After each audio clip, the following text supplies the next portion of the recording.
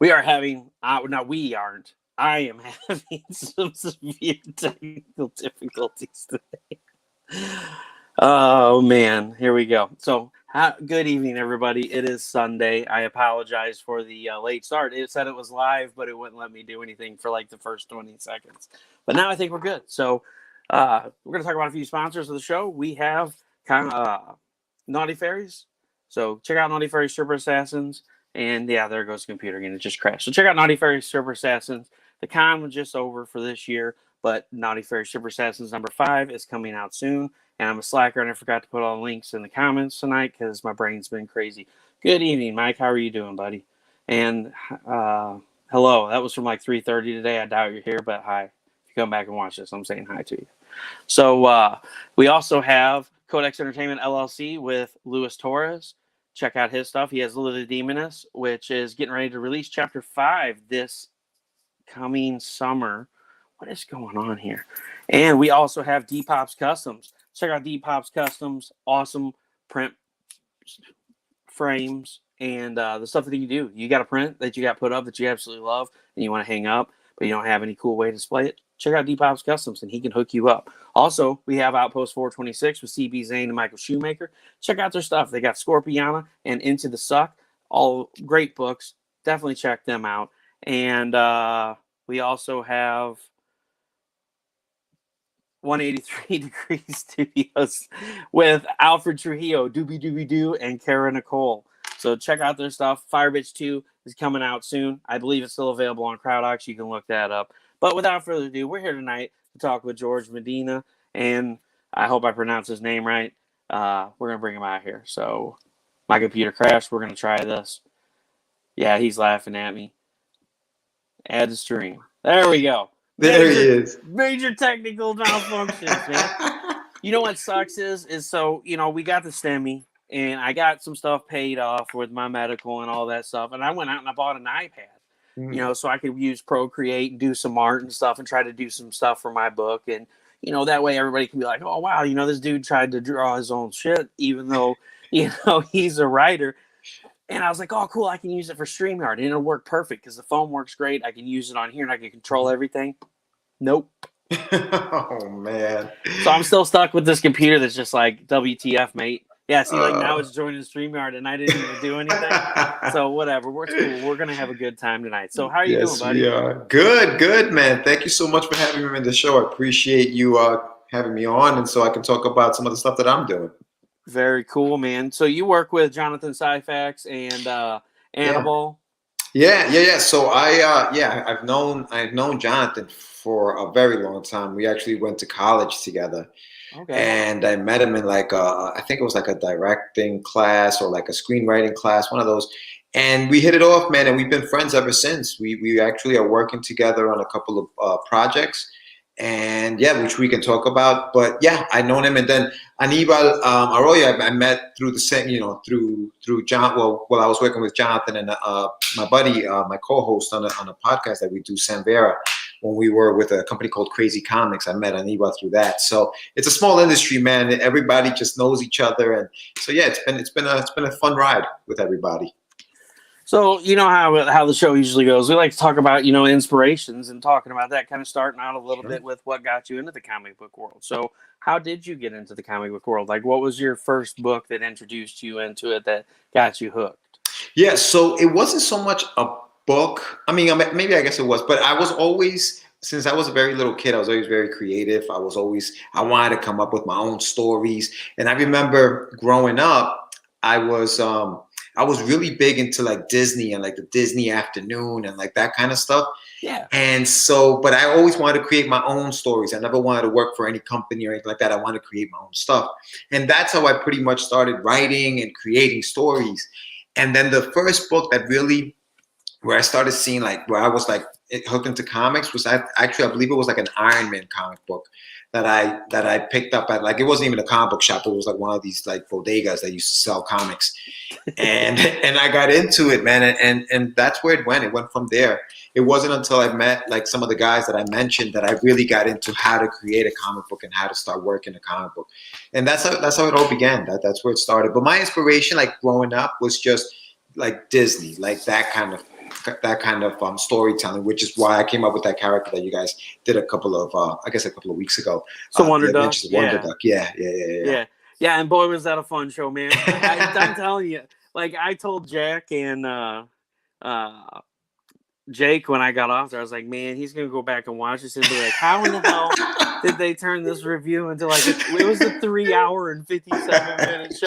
Like we literally logged off at like almost midnight. I was like, all right, we gotta go. Like, I was gone, man. Like that fatigue had set in. My brain was just like shut down. They're asking me questions, and I'm like, that's so funny. But I remember watching. I think you had like a couple of glitches that happened while the show was on. But no, dude, like I was telling you behind stage, I appreciate you doing that for me. I really do. It's all Thank cool, you, man. I really enjoyed Wonderduck. I really think it was good. Oh, I'm really excited to see number 2. And for those of you that don't know about Wonderduck, and you have a lot of time to kill, we did a 4-hour review show on Wonderduck and Russ. Oh man, 5377. Yeah, it was fun. It was good. It was good. And so we had a lot of fun. And you want to check out Wonderduck? You know, it's like the first half an hour. We derailed completely after that when I brought Jack and Jake on. And so it happens. But check it out. It's the Get Your Meds link up there. You can get everything that you want from that store. But you know, that's awesome. You know, I really like to hear. You don't hear that from a lot of creators that like most of them are like, oh man, you know, I read X-Men or, you know, Wolverine was my dude. And, you know, you're just like, oh man, I watched the, you know, the Disney afternoon and that's really cool, you know, because I like that stuff too. And, you know, the animation part of, you know, the stuff, it still crashed, whatever. The animation part of what they do is really awesome. And that's what I thought was so cool about, wow. My brain totally farted that Bloodwing Angel, John Celestri. Yeah. You know, I thought that was really cool as project. You know, the man that's done animation for so many years, and like now he's creating his own book, and you know, and at his age, most people are like, screw it. You know, I did my time, and he's still going at it, and I just respect that 100%. Yeah. So, big time. So, you know, you mentioned that, you know, we had a little talk about that. I didn't know if you dabbled in art or anything. So you do writing. Did you ever do any kind of prose as you were growing up, like novels? Or? No. So growing up, I originally always thought I was going to go into the art. You know, I was going to be drawing the books. Like that was my thing. Like I wanted to create these characters and draw them. And like, I thought I was going to go into animation and stuff like that. And I just didn't develop, I guess, my artistic skill to the point where I felt like, okay, I can do this. But writing always came easier to me. Telling stories, the art of storytelling always came easier to me. So I kind of went that route. For a lot of the characters that I created, like with the Russ and with the Wonderduck, that's you. Yeah. So like I would draw my characters out. Like I create the character designs and then I'd send them out to get here fix this done. For me, you know, make my stick figure makes this look nice. Because I drew like the first 3 issues of Russ way back in the day, like when I first released it. And dude, they were just it just wasn't good, dude. I got like a terrible review that totally killed it for me. I was like, yep, can't do this. I'm gonna get somebody to do it. And at that time, by the 3rd issue, I hit a roadblock in the story because I hadn't fleshed it out. So I went back to the drawing board and I rewrote the whole thing. And then I sourced it out to some artists to get it done. So I haven't written prose. I've always written comics and, a couple of short stories, poetry, stuff like that, but never actually like novels or anything like that. I find that very difficult to write, to be able to get somebody and just have them flipping the page is probably one of the hardest things. So I haven't dabbled in that. I get you, man. So what were some of your early projects besides Russ? So, I mean, growing up as a little guy, I had a bunch of stuff. The funny thing is I released Russ back in 2000, which is when I released the entire graphic novel. Because what you read was just the first chapter. The book is, and here it is a 6-chapter graphic novel. So it's like 144 pages. So the book is, it's completely done. It's full color. It's a 144-page graphic novel. So I created that back in like 99. But in like the 90s, when I was like, I told you I was watching the cartoons, I created The Adventures of Wonderduck, which is also another graphic novel. And what you read was the first chapter of each one of them, because I just had those PDFs. I just send them out to you. So this story is, it's the first part of a 2-part story, and it's 88 pages in this book, and then the other. It's being produced right now, the second part. Is that something that you're going to plan on kickstarting issue 2? No, I think I'm gonna go I'm gonna just pay for it and then just put it out there. I don't know that I'm gonna do the Kickstarter thing. Kickstarters are very tough. I know you had one, and dude, I can't wait to get the book, but they are so hard to kind of it's a grind, and I'm so busy you get that doing the other initial things. Surge, Yes, and then you have I literally had 14 days where nothing happened, dude. And I mean, there was activity. It was 7 days, boom, drop pledge. And I'm like, oh no. And then it went another 7 days, and it was drop pledge. And I'm like, all right, we're going the wrong way. I'm like, what am I doing wrong here? And then all of a sudden it started going up and going up. And at the end it was just dude. I was like, oh, thank God. They are. That's why. Hard. Like it's last tough. week, I was just exhausted. I was like, all right, guys, my brain's totally gone. I worked 62 hours this week. The Kickstarter ended. You're gonna have to forgive me because my brain just imploded. yes. But to answer your question, I actually created Wonderduck before I created Russ. So Wonderduck was the project that I created first, but I left it for a while, and then I came back to it and actually got it finished and drawn. And then J.M. DeSantis, who owns Darkfire Press, picked it up as the publisher of the book. So it's being published through Darkfire Press. So if you go to darkfirepress.com, the book is on Instagram. I mean, it's on Barnes and Nobles. It's on Amazon. It's on I can never say that correctly. Comixology. It's on there. So it's in other places. So you can pick up the book wherever those. If you have a subscription to those things, or if you want to order it through Amazon or even my website. But yeah, so Wonderduck was created first, and then Russ came after that. So I know you had the other books that Jonathan had put out too, as well, the Celestine, and I can't think of the name of the other ones. Brain fart. No, it's okay. So basically, what happened with John? Like I said, I met him in college, and I was already working on my books, but he had a story called Street Journal. Street Journal, yeah. Which actually was a play at first that he developed, and then he switched it up. And when he gave me the script to the first, the beginning of the story, I was like, dude, this is amazing. And I was like, I'd love to work with you on this. So we got together and we started working on the story together. But that's his baby. And then I just came in as a co-writer, and we're currently working on it. We want to release that book, but it's like a huge book, and we may go into maybe kickstarting it. We're still debating and talking about it, but we're still finishing up the script now, and hopefully by the end of the year or even next year, we'll see if we can get some just an artist to come in and draw it. So yeah, that was my involvement in the Street Journal with him. And then you also were on the Forbidden preview too, as well. Yes, that just ended on Indiegogo. What was it, last week? Yeah. That was fun because so Sam Vera is my co-host on a podcast we do called Catch the Craze, and Catch the Craze started out many years ago. I think it was maybe over 10 years ago. Must be 15 years ago we did that podcast when podcasting wasn't even a thing yet. There were maybe 3 or 4 podcasters that spoke about comics. And then my buddy left the industry for a while, came back, and we started the podcast again.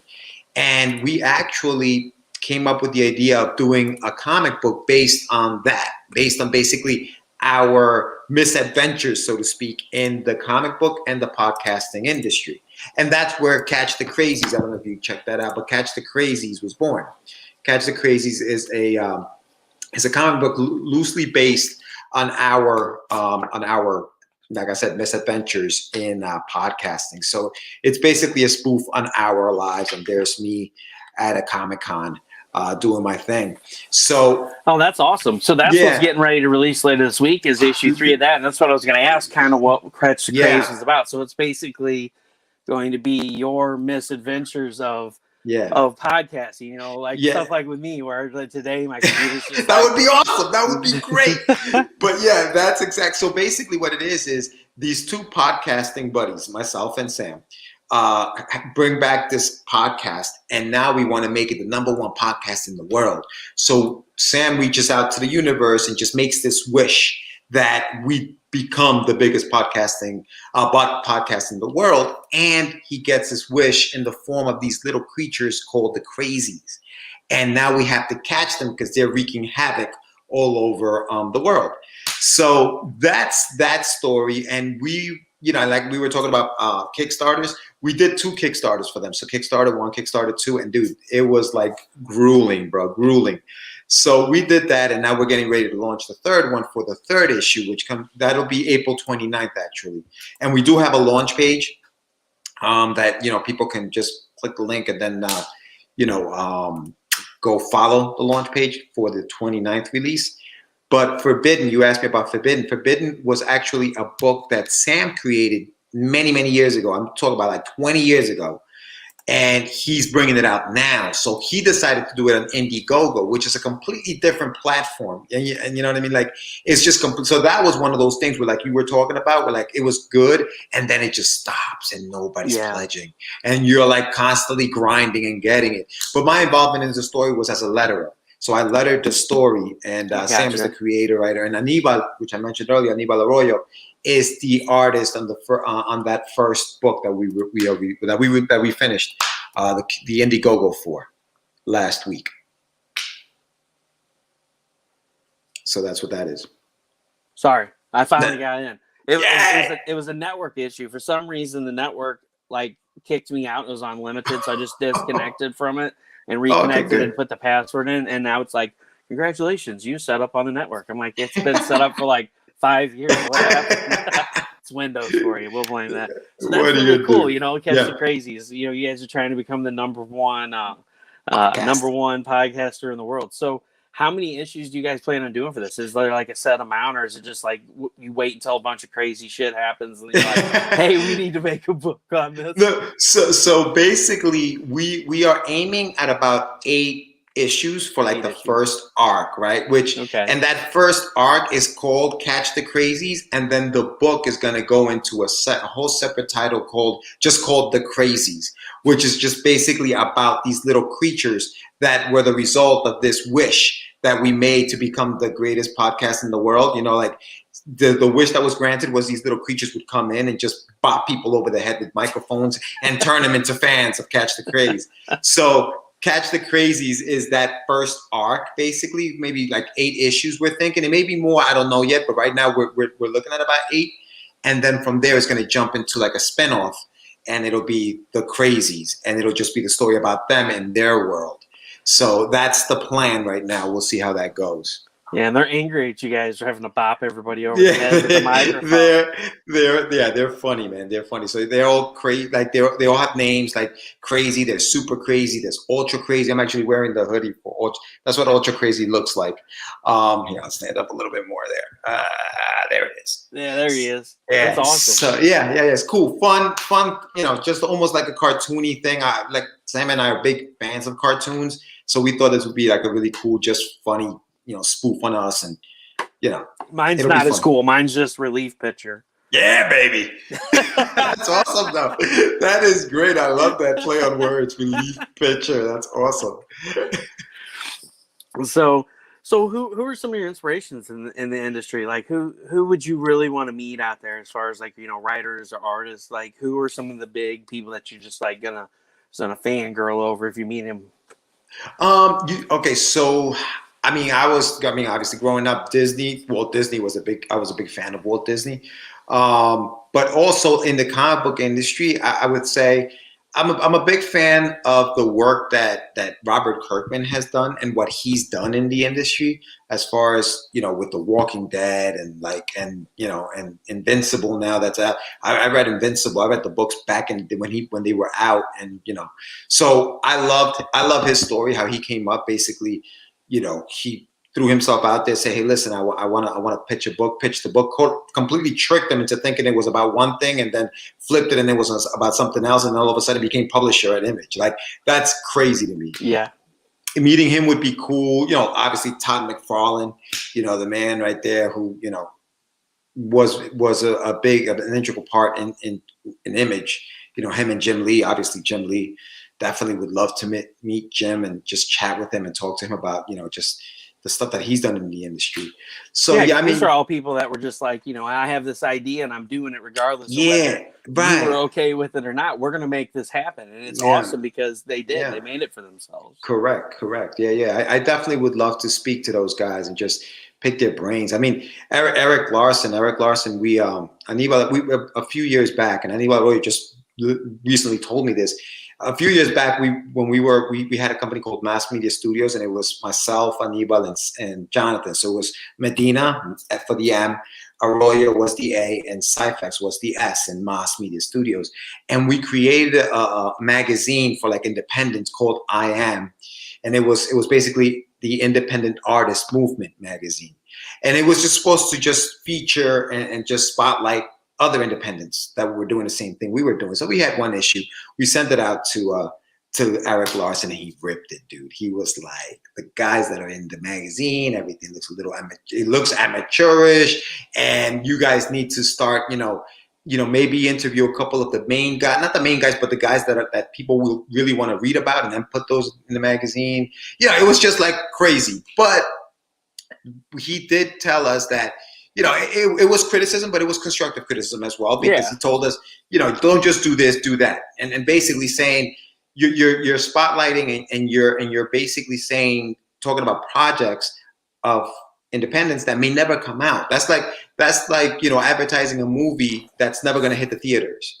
You don't do that. So it was a learning experience. But what he did say was that he really thought the production value of the magazine was where it was at. Like, he really loved the production value of the magazine, and I was involved, and I was, spearheading that production of the magazine. So that was a very nice compliment, I felt, to me, and I would love to meet him to just pick his brain and maybe not remind him of the project because he hated it so much, but definitely just talk to him about his creation, the Savage Dragon, and how he's been doing it all for over 200 issues or something like that. He's got going on. So yeah, I mean, those Image guys, man, like in the 90s, the big explosion, those guys were rock stars, dude. Like, they were just like the shit. Like, if you couldn't believe what they were doing, and they were selling books like it was candy. So yeah, I would definitely like to meet like some of the core guys and just talk to them and just do that kind of stuff. Danny D said, heard Larson critiqued similar to other artists too. I love it. Danny's on YouTube now because he's on like another 30-day Facebook jail suspension. Oh no! Yeah, dude. He needs like one of those patches. He's gonna need like a vest for all the patches. Like, this is my 32nd time in Facebook jail, and I mean, he gets lucky. He only gets like a 30-day ban and not like a 90-day ban like Kara Nicole did here recently. Crazy. But yeah, he sent me what they said in a text message, and it was labeled as hate speech, and I read it, and I'm like, I see nothing in this that's hate speech. It's just Facebook. Danny's one of those people, like you said, like the Todd Father and all of them that are just like, you know what, this is awesome. I have this idea. Either we do it or I'll find somebody else that'll fucking do it for me. And so that's how Danny's like, I'm just going to tell you how I feel about something. And Facebook's like, no, you're not. No, you're not. Facebook's the marvel of Danny D's life. They're like, no, we don't like this. Wow. Hey, what's up, William? So how did you guys, come up with the idea of turning the, Catch the Craze into a comic book? Like, so we talked about, how you created the comic book because, you wanted to show off, trying to be the best podcast in the world, and just make fun of stuff. But, was it something that you guys just were like, hey, how can we make this more fun and more interesting? Or was it just an idea that like, hey, let's do a comic book? Yeah, so basically what Sam tells me was one night he was, having a couple of drinks of whiskey. He was just he's like, yo, dude, we gotta get a little bit of a buzz for the show, right? Like we gotta because he was just coming back from a 10-year hiatus. So like we were like trying to get subscribers to the show and stuff like that. And he's like, you know what? He had heard about I think another podcaster or somebody else called their fans a name, and I can't remember what the name was, but he was like, yo, this is Catch the Craze. What if our fans were crazies, like just crazies? And then he was like, wait, but what if these crazies were like, there were levels of crazy. Like you got super crazy, hyper crazy, ultra mega crazy. Right? So like you had like these psycho crazy, like you have all of these levels of crazy. And then all of a sudden it was like, all right, then he started doing he had some like little like commercials and little like just skits of a character called the Crazy Man, which is the guy with the afro. He's like this crazy throwback character to the 70s who spoke like, hey dude, like he was just like a hippie. And he was like, not a hippie, he was like just into the 70s, like a disco dude. And he was like, yo, that's cool. Let's put him in there. And then all of a sudden, Catch the Crazies was born. He's like, dude, I got an idea. And I was like, what? He's like, what if we do ourselves as combo characters in a book and call it the Crazies? And I was like, all right, that's cool. What if we were trying to catch the Crazies, just to play on the Catch the Craze? And we were off. He was like, dude, you want to write it? I was like, really? I was like, all right, cool, let's do it. And when we're co-writing it together. But and the writing process is so much fun because I'll write the script, I'll send it over to him, and when you create these characters in your head, you almost hear them, right? So he hears these characters' voices, and he sends it back to me like, yo, dude, they should be saying this. And then we'll do like a read-through, like we'll sit down and we'll read through, and we're just cracking each other up because it's funny the way, like, just the voices of the characers and what they're saying. So you guys will talk back and forth like the characters are right. We're just like cracking we're acting out. Yeah, we'll act it out. We're having a freaking blast doing it, bro. Like, we're doing it for fun. It's been going great. We're like on our third Kickstarter, and we've been able to fund it through Kickstarter, so that's been great. But yeah, it's been fun. It's been a fun ride. So you guys, of course, are going to offer back issues on this Kickstarter. Yes. Releasing it. And what date is it releasing? April 29th. April 29th. Okay, I knew it was like the 28th or 29th. Yeah. And for anybody that doesn't know anything about Catch the Crazies, of course, again, that link for the Kickstarter to get notified is in the description. Sweet. This sounds awesome. I'm going to have to get on board on this. Yeah, dude. Yeah. I'm going to go for backer number 1. Well, what we're doing is so we're having like a first day like the first day backers are getting like a really cool deal for like $30. You get all 3 books and you get like a sticker and but the books, what we're doing with the books is we're doing special edition books. So like this book, this is the first issue. We're printing out about 200 books, right? And we're only going to print out 200 books, but they're going to be like lettered. Like there's going to be like a serial number to them. So like 1 of 200, 2 of 200. So as you pledge, that's the number you're going to get. And we're going to put in there like a almost like a certificate of authenticity, because it's like, how do I know I wasn't the first one and you're just giving me the 4th book? But you've done Kickstarter, so you know that your pledgers have numbers. You know who pledged 1, 2, 3. So we're gonna do like a little, like we're gonna have like an image of that with your number saying that you were that number pledger, so that cool. that is my pledge. I was that number. So we're telling people, sign up and make sure you're one of the first ones, so you get one of the lower numbers on the books. Yeah. And each one of them is gonna have a number. So issues 1, 2, and 3 will be offered on that tier on the first day. So that's cool. Yeah, see, and I was trying for, number 1 on like 3 projects because, Luis Torres always gets number 1 with Codex Entertainment. He always gets number 1. And like, it'll be like for a month. I'll be on CV Zane show and he'll be like, he'll hop on. He'll be like, backer number 1 in the house.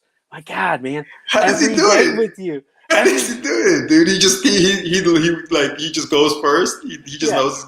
Well, because you can hop on there, you can pledge $1, and then you can go back and adjust your pledge. Right, that's right. And so that's what he does. And so I'm like, you know what? 2 can play at this game. So I'm at work, and I'm like, oh, it's getting close to when this project's going to release. I'm like, bam, number 1. And I messaged him. I was like, it sucks to be you, dude. And I was like, what backer number are you? He's like, number 2, somebody beat me out. I was like, it was me. So for like the next 2 weeks, I was like, guess who's backer number 1? Not Luis Torres. That is so funny, just because we razz on each other. It's something fun to do. That is each other in trouble. So that's really cool. I never heard of somebody doing that before. So you guys are just going to screen capture, their name with their number, and you're going to put that on a certificate. And you're going to receive that with the book, so this is who you were. Yeah, it's going to be like a certificate of authenticity, basically, to let them know that they are that number. That's pretty freaking cool. And then Danny said Russ is Harry Sachs, a.k.a. Crazy's cuz. Which we all know who Harry Sachs is. That's the Saturday... That's the Saturday review version. It's this fella right here. Oh, yes. I've seen that guy. Oh, that's a fun adventure, too. So, and plus, too, guys, if you want to see, for anybody that's joining now, that you missed out earlier, we did do a review show here on Russ Explode Studios. It's been probably like 3-4 weeks ago with Wonderduck and Russ 5377, right? Yes. Yes, I finally got it right. Like, my brain gets Yes. so That's screwed up on exactly this number. right. It's like, Yeah. my name's Russell. So like when I'm like trying to say Russ 5337 or 5377, it like totally screws me up. So we did a review on those, and it ended up being a 4-hour show. So if you want to, kind of fast forward in the middle when we derailed, we started talking about all kinds of crazy crap. And I'm trying to review the Russ 5377, and like every page I'd be stopped to be like, wait a minute. You just rolled past this, and I'm like, oh god, here we go. And I love that you read it though. I love that you read the books. I didn't realize you did that. That's awesome. That you actually sit there and you actually give them voices. I heard you like acting it out. I'm like, yo, that's dope. Yeah. So well, I try to have fun with it. Everybody wants to get on. They're like, oh, here's this book. I read it. It was good. Okay. Yeah. That's awesome. I want to awesome. get on and I want to read. Like Yeah. if it's a new book, like say, like with Belial 2, if Chuck would have sent me an advanced copy of it, I might have read like the first 2 pages of it. Or that's what I like to do too. Like with you, if you would do Wonderduck, the second book, we could go back again and revisit it and do a Wonderduck 1 read through, just so people can say, hey, this is the book where the origin starts out. This is the story, and this is the beginning for book 2. To get people on board for it, and I think it's a lot of fun. I do voices. Absolutely. Yeah, it's and fun. It sounds stupid, and but I have fun with it. And then Russ finally got off AOL dial-up and and Danny wants to know what the 5377 stands for. So that's actually, I'm about to date myself. That's actually my date of birth. It's 5377. In the story, it signifies he lives in an orphanage, which he thinks is an orphanage, but it's really like a home for you. Like it's basically an experimental lab, and they've numbered all of their patients by 4-digit numbers. So the 5377 just happens to be my date of birth, but it's also his ID number. And all the other characters have them. And those numbers are actually numbers of some of my buddies, like their date of births. It's just what they are. It's just what those 4 digits are. So that's kind of cool. So you kind of integrated a little bit of each one of you guys into the book, by putting the numbers as their dates. That's pretty cool. Yeah. So that's what that is. So once you guys get done with this Catch the Craze, you said you're going to work on Wonderduck, and you're probably the second book, and you're probably not going to crowdfund it. You're going to just print it and release it on the store, get your meds. Yeah, get your meds. And actually, the second issue right now, well, not the second issue, but the second part of the Wonderduck story. Once it's done, I'm gonna link up with my friend with J.M. DeSantis, as I mentioned before, in Darkfire Press, and see if he takes on the publishing duties. So you'll be able to find it on getyourmeds.com, which will lead you right into his website, which is darkfirepress.com, and all of my books will be on there as well. Yeah, and it's really cool. I really applaud you guys. You, Annabelle, and Jonathan. You guys really work together, and Sam, Vera. You guys crank out some really cool stuff. And thank you, man. Yeah, I just kind of stumbled into. I don't even know how I stumbled into Jonathan Syfax, and it just kind of, it's like you said earlier. It's a small, niche, and it's like once you meet somebody, and then like everybody kind of proliferates out. Yes. It's like all of a sudden you become friends with all these people like you never even knew, and it's like you and Jonathan, and I'm gonna reach out to Annabelle and try to get him on. And talk about him, because you guys, I don't see a whole lot about you. I see everybody else posting their stuff, and I never heard of Catch the Craze, and it's been you said it's been going on for like 15 years, and I'm like, how have I not heard of this before? Well, what happened with that was that it went into hiatus for 10 years. So while it was going on, maybe in the early 2000s, it's completely stopped, and then we brought it back in 2019. So it hasn't really been around too long, and so much has changed, in that amount of time. So, and that was the whole thing, picking back up from where we left off. Nobody had heard of us anymore, and now it was like, building. Who are these people? It was building that audience again, and so we're like, yo, let's do a comic book about that. So that's where the Crazies also, kind of were born. Well, and that's the nice thing, with last year, out of everything that happened, that was the one good thing that happened is, we met a lot of really cool people because you guys, are doing this podcast. Everybody's sitting at home and they're bored. They're like, oh, cool, this is on. I'm going to check it out. And so, by sharing and, everybody's done a great job of sharing each other out and trying to get their work out there. Yes. And, like I said, I love Wonderduck. I'm definitely going to have to get the full book and check out number 2 when it comes out. Yeah. You're going to have to message me. Be like, hey, man, I'm getting ready to put this on my store because I'm gonna buy it. You know, I Yeah. really Oh, enjoyed the dude, first one. thank I you. was laughing, I was cracking up. Yeah, man. Like when I was writing it, I wrote it. It's four. So you get 4 chapters in that first book. So what you read was the first chapter. But the way I wrote it was in 22 pages. But I also was almost thinking of like a 22-minute, cartoon. Episode, yeah. Right, where you get like a little beginning, you get like a little intro, then you get like the action in the middle of it, and then you end with like the cliffhanger. So that was like the formula for like the first 4 chapters of the book. So that's what you're gonna get throughout. But I always enjoyed watching cartoons, and that was just my inspiration for writing the book that way. That's really cool. Sorry, somebody tagged me and it lagged me out. Oh no! Oh no, it's all good. I was fixing it. I wasn't trying to like ignore you. Yeah, no, Cool. That's really cool. Because that's like what you said at the beginning when we talked about what was your inspirations about getting in the field. And you're like, oh, Walt Disney and watching the Disney animation and stuff. And so it inspired you to do these books, like a 22-minute cartoon. You're like, oh, chapter 1, and when you released it, did you release the full book 1 with the 4 chapters, or did you release it like a chapter at a time and then you decided to put them together? So when I first finished the first 2 issues, I decided I was at a convention. I was at New York Comic Con, I think in 2015, and I had the first issue. And you get excited about it. I'm like, yo, I got to put this thing out. So I put out the first issue through Mass Media Studios. I put out the first issue, and dude, like at the show, I sold it out. Like I sold out of the first issue. I was like, oh, this is great. And I had already started working on issue 2. But as you know, printing gets very expensive. So printing these books, you know what I mean? So I couldn't just keep printing these books out. So I said, you know what? Let me just compile all of them into like a graphic novel or into a trade. And so I put all 4 issues of the book into a trade. So whatever first issues are out there, they're out there, and I haven't reprinted any. I just went right into the trade, and then I spoke to JM, and he was interested in publishing it. So I went that route. I said, all right, cool.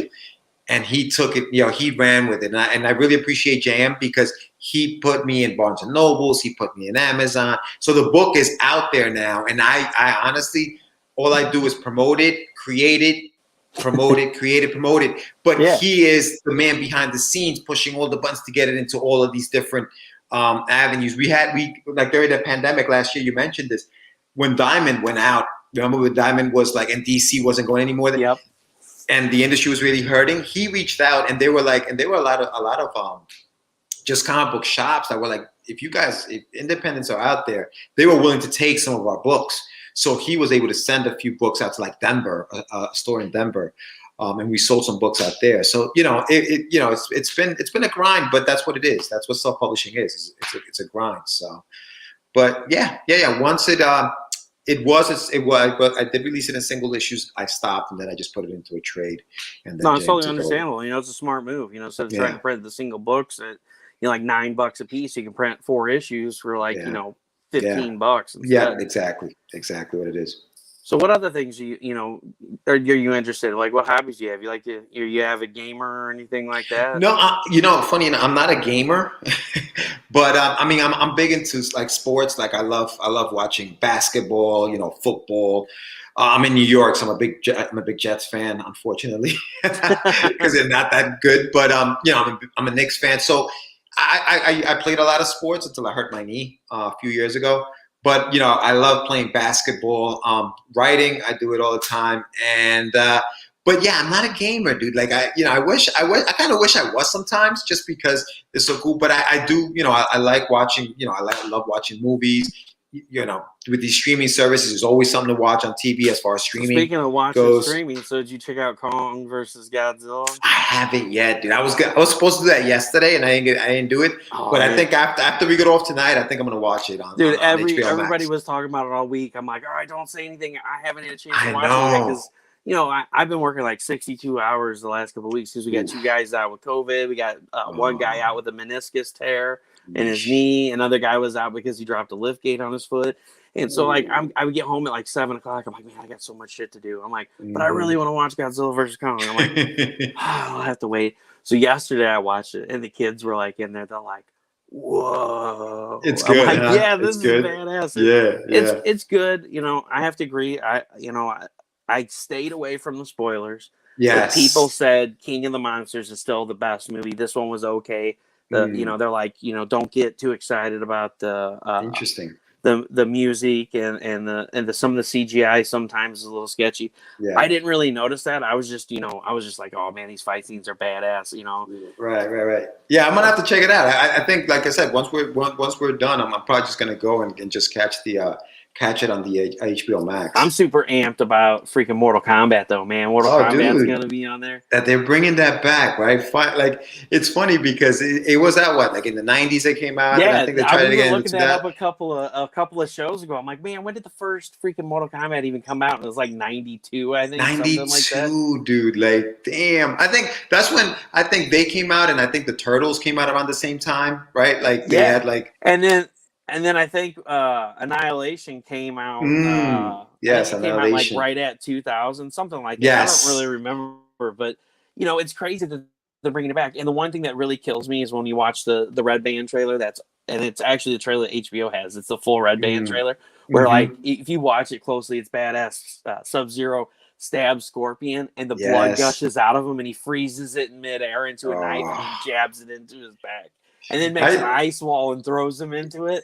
And it's just like, man, this is hardcore. And you see Kano rip one of the guys' heart out. You don't get a good glimpse at who he's fighting, but he like rips the heart out, and he's like, "Oh, look at this beauty!" And I'm like, "Oh man, this is so free." It's what Mortal Kombat should have been. So we got like the PG version back when we were kids, and we went and seen this, and we're like, "Oh, this is really cool." So this is like the way Mortal Kombat always should have been. It's like I feel like they have the technology for it now. You know what I mean? Like they didn't have it then. I mean, the video game was crazy. The fatality, and like and then if you had like the code, it would be like animality or like babality. Yep. Remember that? Yeah. So it was cool, like to see that back in the day. But now they can actually do it on the well, I'm going to say the big screen, but they can actually do it in film. What they would used to do in the video game. So yeah, you're right. This is the way it should have been done. Now they can probably do it. And if I wouldn't get in trouble for showing the freaking trailer of that, I would like showing every show like, hey, you gotta check this shit out. It's awesome. Yeah. When does it come out? When is it coming out?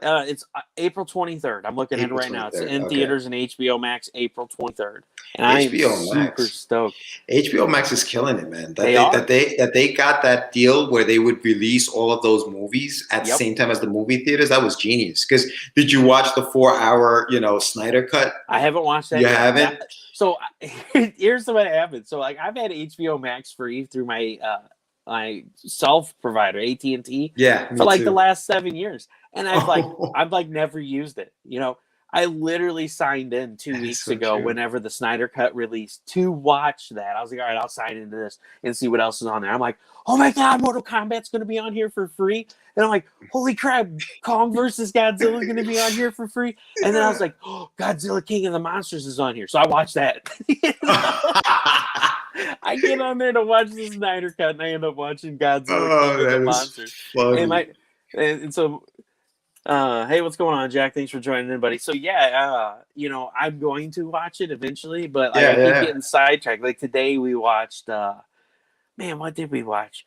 Oh, we watched Godzilla versus Kong yesterday, and then so the kids suckered me into letting them watch Space Jam. So we watched that again. I hadn't seen that in like forever, and it was crazy seeing Michael Jordan on there, and I'm like, man, he's so young on here, and this makes me feel so old because like I think I was in like high school when this released. What year was that? Like 92, 93? I don't know what year it was. I think it might have been like 92 or 93, I think.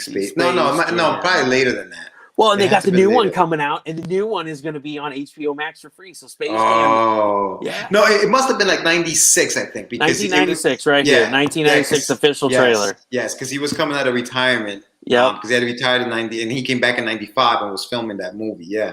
I remember that. I was a big Michael Jordan fan growing up. So I remember watching that. What made me think of that was when you were saying you're a sports fan. I was like, yeah, we were watching that. Yes. And Space Jam 2, A New Legacy will be available on HBO. Yeah. Does it hold up? Like when you rewatched it, does Space Jam hold up? I haven't seen it in years. It holds up really well. It does. You know what? My kids had never seen it. My wife was like, holy shit, Space Jam's on here. This is one of my favorite movies as a kid. Wow. And I'm like, let's watch it. Let the kids watch it. And you got to watch the trailer for New Legacy. It's on HBO Max. It looks Yeah. Phenomenal. Really? It's awesome. Nice. It looks Nice. really good. That's funny, man. Yeah, no, I remember. I remember actually when it was coming out. I remember hearing about all the behind the scenes and how they were doing these, because they were putting the cartoons in with the, Yep. and it was something like, and not that it was new because I think Roger Rabbit had already done it, obviously, before that. Yeah. But it was like, oh wow, Michael Jordan and Bugs Bunny, like they were like big time, and they were like, oh, they're coming together to do this movie. There was like a big hype around this thing. Yep. I was like crazy. I remember that. And then they did the soundtrack was good. The soundtrack was badass too. Yeah. The kids were rocking out every time music would come on. They were up dancing. Yeah, yeah. And then they released Looney Tunes with Brendan Fraser. They had that one where they had. Yeah. And so the kids have watched that like probably 40 times and they love it. I still say Roger Rabbit's the best version of that in a movie. Roger Rabbit did do it big. I mean, yeah, Who Framed Roger Rabbit is a phenomenal movie. I think we've watched it like 1,000 times. Classic. Jessica Rabbit was like, right? Like back in the day, I was like, what the hell? Look at that. But yeah, Roger Rabbit was definitely like the bar was set with that movie because even for when it came out, it looked like very flawless as far as the mix between the cartoon and the humans. Yeah. It looked really good. Yeah, no, definitely. I agree with you. Well, and the other one that, so I keep getting sidetracked on these other movies because I'm like, I want to watch the Snyder Cut, but I don't have 4 hours to invest. Like today was Easter. So you know what I put on today? We watched The Goonies. Like another classic. Throwback, yes. Yeah, my wife's like scenes the beginning where he's like has himself hung in the jail cell and she like looks over at me. I was like, we've watched this movie like 5 times. Like, this is a kid's movie. I'm like, it's under the kids section. Like, the guy's really not hanging himself. All this is running through my head. And I'm like, I know she's like shaming me through her eyes. And then, the kids were cracking up and had a good time. Hey, Wayne, thanks for joining in. How are you doing tonight? So, yeah, that was another throwback is the Goonies. I was like, man, what? I think 5 years ago was the last time we watched it. But HBO Max does such a good job putting in HD and 4K. Like Godzilla was in 4K, and I was like, "Oh man, this is badass." Yeah. No, there goes my AOL dial-up.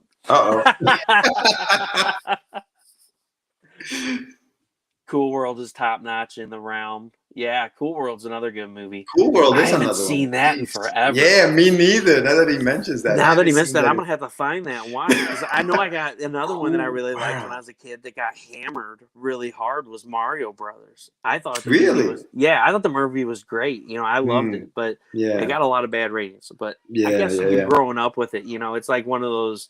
It's nostalgia. Really, you remember that as a kid watching it, and you just love it. And it's cheesy. It's cheesy. Like Big Trouble in Little China. You go back and you watch it now, and you're like, "What the hell was this? This movie seems like it was only 45 minutes long." It was just like, but it's like you think back, and like Willow. Willow was another really good movie. Oh my God, Willow! Holy God!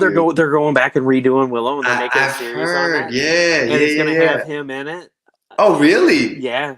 He said something I read about him being in it. Hold on, I'll look it up. Dude, Val Kilmer. Val Kilmer probably couldn't come back just because he looks so much different than what he did back then. But Willow Val Kilmer had a really big. He had throat cancer. I think. He had surgery on that. So I don't know that he's even acting anymore. But the actor that played Willow, he's coming back. Huh? He's coming back. That's awesome. What I read last year. Yeah, I remember Willow. Jeez, man, throwback. You're bringing all that back. I always say is that we have conversations with Jonathan and stuff. Like 80s movies, man. That's what one of my favorite trilogies, dude, is like Back to the Future. Yes. Back to the Future is my favorite trilogy. Even though the third one maybe wasn't as good, but I still love that movie, dude. Like I can watch that movie when it's on all the time. Yeah, so they're talking about it's going to be on Disney Plus. Ron Howard reveals the status of Disney Plus's potential series of Willow. So it's out there. I don't know. I'll have to look it up later and talk some more about it on the next time that we have a show. But what he said here, the never-ending story. I take so much flack. I have all of these on VHS. I have them on DVD, and I have them on Blu-ray, and they're on HBO. And so I added it to the watch list. I'm like, I'm too lazy to get the disc. we're gonna watch it in high definition. We're gonna watch freaking Never Ending Story. Yeah. I love the Never Ending Story. The Never Ending Story was a really good. I remember watching that in school. Like when the teacher was out, the substitute teacher would just they would show wheel us in that the little TV. TV on the car. Roll it in. Like, who in here knows how to operate the VCR? You know, that was back in the day. They would wheel it in there. They'd have this giant VCR. It was almost as big as the TV. Yes. And it had that huge little screen on it. Oh, and you're like, all right, you God. just put the tape in and it plays on its own. All right. You know? I remember watching like, Rocky what channel is it 4, supposed dude. to be on? Yeah, I remember watching Rocky 4 in the movie. I don't know why they were letting us watch Rocky 4 in the movie, like in school, because the teacher was out. See, I feel like Val Kilmer's best role was Doc Holliday. I'll be your Huckleberry. Yeah. Yeah. What was the name of the dog? Was it Fangor? I think it was Fangor. I think it Never was Ending Fangor. Story dog. Yeah. All right, we're gonna both be like, oh. I know. I'm like searching. Falcor. That's Falcor. I always think Fangor. Falcor. Oh, Falcor. Yeah. Falcor or okay, Freyu gotcha. and Bastion. That's right. Yeah. Jeez, man. Those are and that's the thing, you know. That's what's really cool about indie books, Yes. and that's what the tie-in kind of is with all this. Is indie books really bring back the nostalgia of like the 80s stuff, like Catch the Craze. You know, you guys write it like it's an animation, or Wonderduck. You write it like it's an old style animation, and that's what's nostalgia. That's what's for us. You know, everything we watch now, it's like, oh wow, the CGI and stuff's really cool. Yes. But everybody is doing CGI. Everybody's got cool explosions. Yes. Everybody's got these really cool looking aliens. But where's like this story at? Where's the story? Everything's being regurgitated, and they're just like pulling at straws. Oh, let's remake this movie. Yes. Let's remake this movie for the 14th time. Hey, let's make Spider-Man #1 version 15. You know, and it's like, you know, they can only do so much with it. And I get that they're using it all to tie into the Spider-Verse and stuff. Yes. But, you know, let's get something fresh. And that's what's great. You know, COVID really uncovered a lot of us. You know, you guys with the Catch the Craze podcast, I jumped on last Wednesday on my birthday. Oh, cool. Yes. Happy birthday. Yeah, we said you did happy birthday. I remember that. I was cracking up laughing. My wife's like, why are these guys on your phone singing to you? I was like, it's a live show. I was like, I told them that I was leaving for I was getting off there because she just got home with the pizza. She got Pasta House Pizza. And so I was like, yeah, I told him I was hopping off, and they started singing happy birthday. So I didn't want to be rude and leave. And so I was cracking up. You guys were like, dude. And then after you sang, you're like, wait, did he say it was his birthday or was it somebody else? Yeah, we were like, yo, maybe it wasn't his birthday. We just sang to him. But we were like, oh, well, that's funny. Oh, yeah. And Beatriz Rivera, I love Never Ending Story. Yeah, that's a great story. The kid's name was Dre, yep. And that's because they went to keep Spider-Man in high school when most of his entire comics is not in high school. Yeah, I mean, that is a lot of the issue with them redoing it so many times. But that's what's so great about indie comics. And, you know, COVID really spotlighted it, and people realized we've been throwing money away on these Marvel and these DC books, and they just keep doing like, you know, oh, let's do #1 for the 87th time of Thor. You know, and they just keep restarting. And, you know, you got all this cool shit out there that we're putting out. You know, you got Wonderduck. You got all these projects you're doing, and you're working with other people. Sam Vera, you got Forbidden. Jonathan Syfax, you've got Celestine. He's got the Celestine book. Yeah, Street Journal. Yep. I was almost trying to say, like, I was like, man, what is the hell is the name of that? Because that Celestine cover, you know, that's pretty hot. Yeah. He actually, and I keep telling him, dude, like, because right now that book, and big shout out to John, and I'm gonna give him a quick plug. That book right now is basically an anthology of 3 stories that he's created in that book. And I keep telling him, dude, you got to finish it. You got to finish Celestine, put out a complete book, and let people know what that book is about. So yeah, hopefully he'll finish it soon. You know. Yeah, and Dark Crystal is another one. That's one I added to my watch list too, to make the kids watch. Dark Crystal, yes. I'm like, you guys gonna watch all these movies I used to watch when I was a kid, like Legend. You know, I'm like, although that might be a little scary for him, but Legend, that was a Legend, yes. Legend was a good one. And that's what's really funny is that every time I see whatever dating commercial that is with the devil and the woman, you know what I'm talking about? That reminds me so much of the devil, the demon in Legend. I'm like, oh my God, that so looks like him. for a while, I had like my nephews. I was showing them all of the old, like they were watching the Gremlins. Like I had them watching Gremlins. I had them watching. Remember that movie Short Circuit about the little robot number 5? That's on my watch list. Johnny That's number on 5. HBO Max, Johnny 5. Yeah, Johnny 5. Johnny 5. Yes, disassembles. Batteries not included is on there too. Not included. That ages me right there. You know? Batteries not included. I love that movie. I'm like, yeah, you guys can watch this, even though you're gonna be like, this is super boring. But yeah, you know, Johnny 5, Short Circuit, you know, batteries not included. And that's what's really funny. My wife's just shaking her head the whole time because, you know, like I said, I signed up for HBO Max the week that the Snyder Cut came out, and I think I have like 105 movies in my watch list. So these are all on there? I didn't even know they were that many in there, dude. Like I gotta, I'm like, batteries not included. Add Short Circuit. Add The Hobbit. All 3 Hobbit movies and all 3 Lord of the Rings movies are on there. I mean, I have them, but I'm like, how easy is that just to stream them? I'm like, maybe I'm gonna let the kids watch Lord of the Rings next. Are the Harry Potter movies in there too? The Harry Potter movies aren't on there. No, they're not. Okay. No. Okay.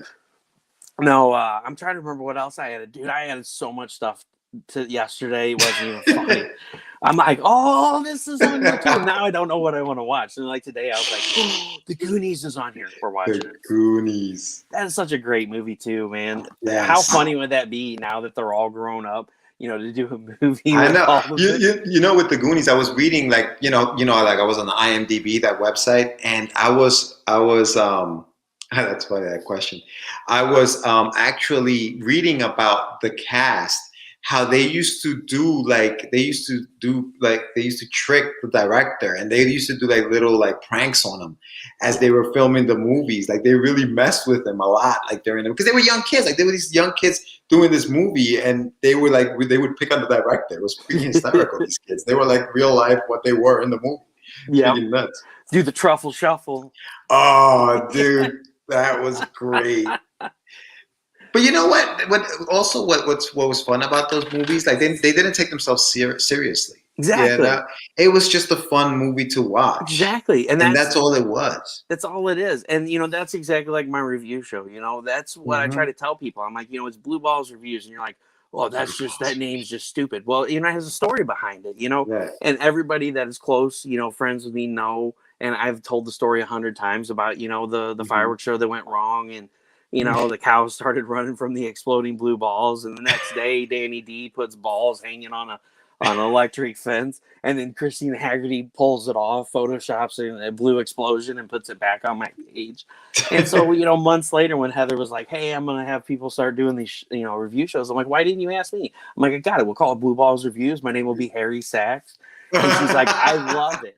And I'm like, I love that you love it, because you know me. You know, I don't take myself seriously. I take this stuff seriously.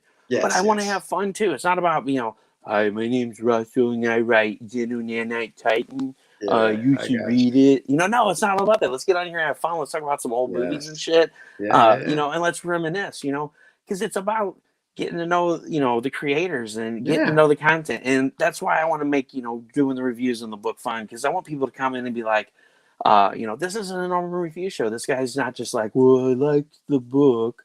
There was this one spot, it was really funny. No, we're going to read through the book. We're going to get to the spot that's really funny. I'm going to crack my shit up, and I'm like, that's freaking hilarious. That's like it. You did in the book.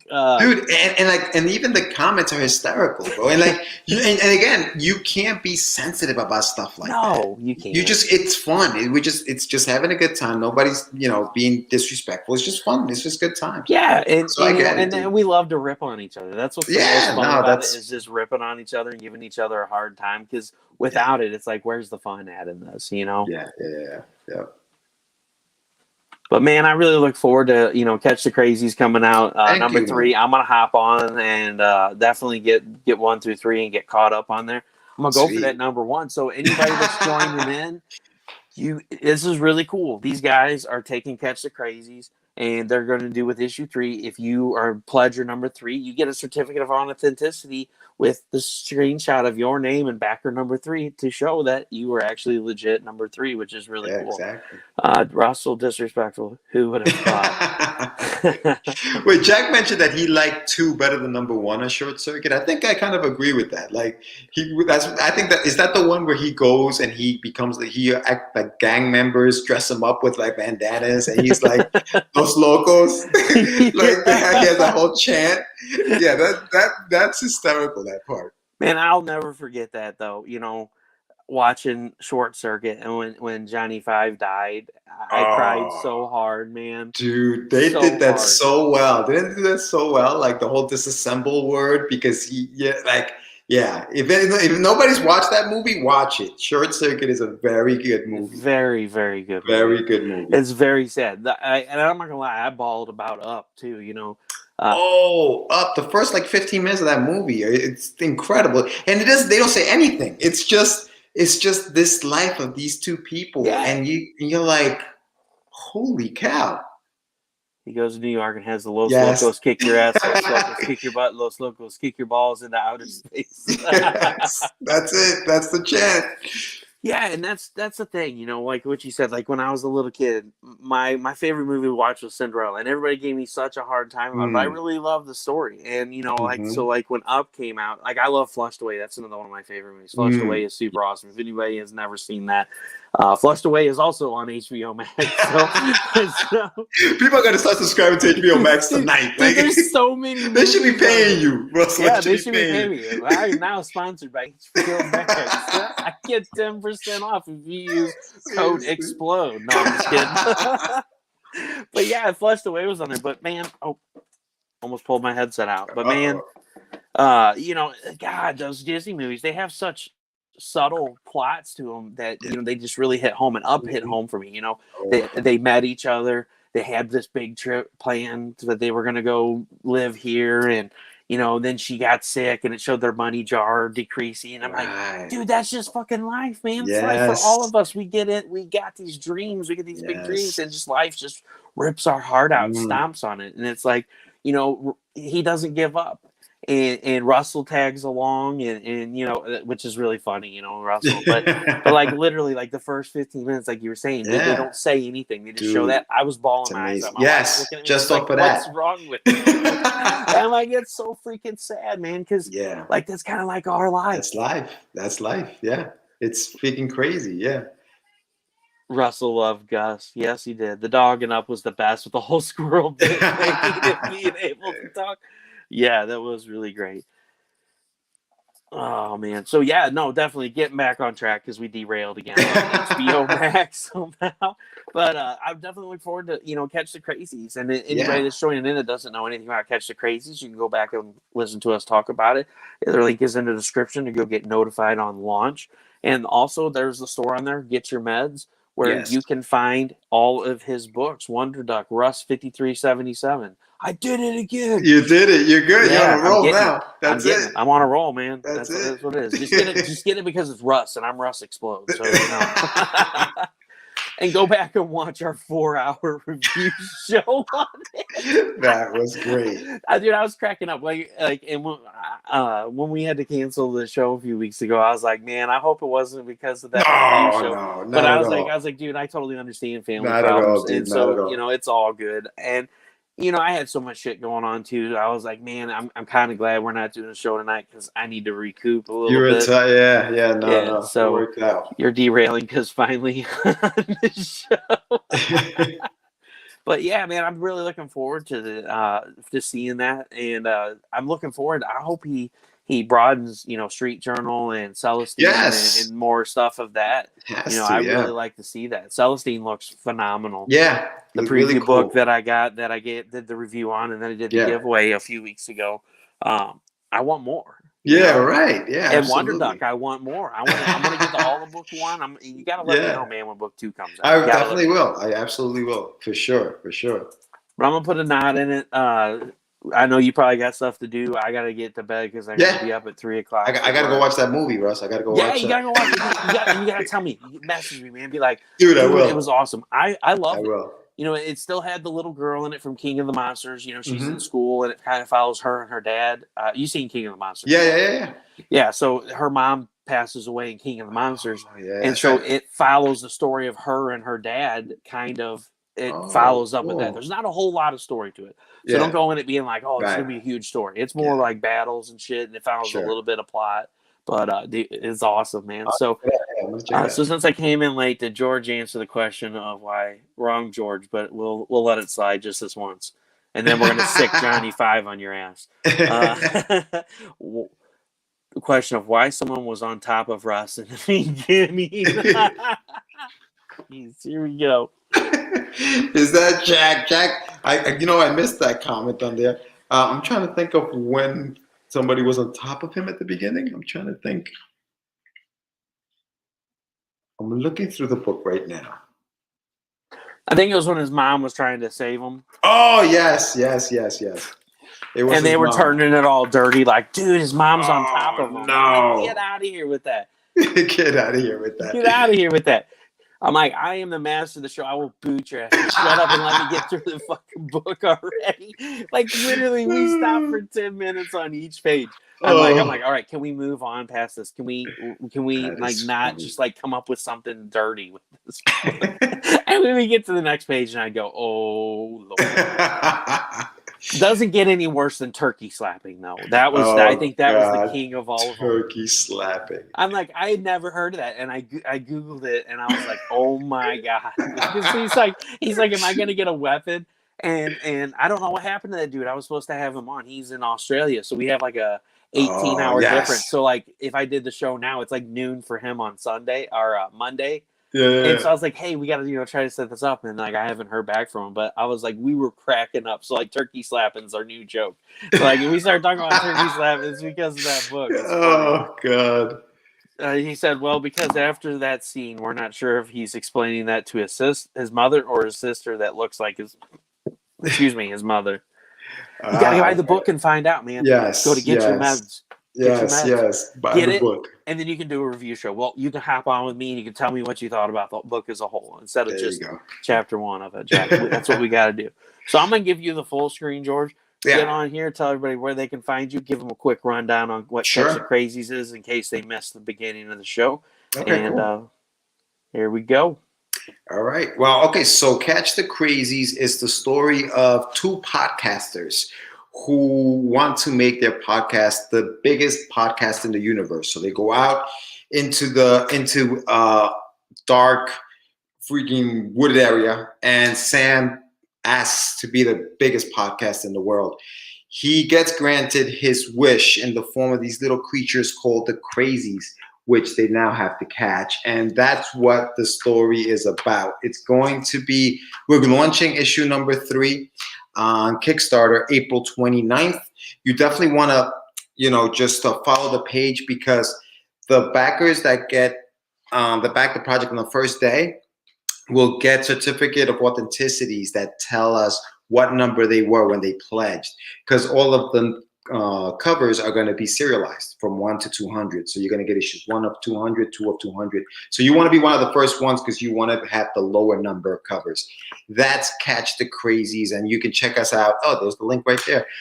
Check that out. Follow it. Also, check out our podcast called Catch the Craze with a DA, Catch the Craze, where we interview independent artists and we talk about their projects. I'm hoping to have Russ on that show coming up, so check that out. And then also go to Get Your Meds with a Z.com and get the full graphic novel of Russ 5377. And Wonderduck also is on there, published by Darkfire Press. You can also find me on Instagram at Medina Whip, WIP, work in progress, and on my website. So there you are.